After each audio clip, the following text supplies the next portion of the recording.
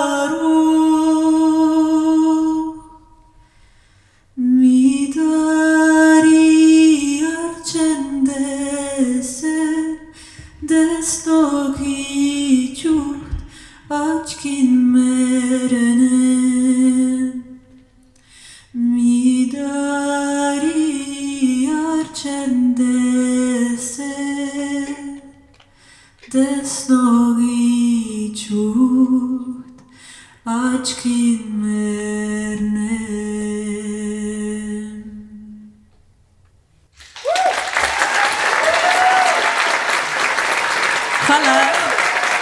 Lep večer še naprej.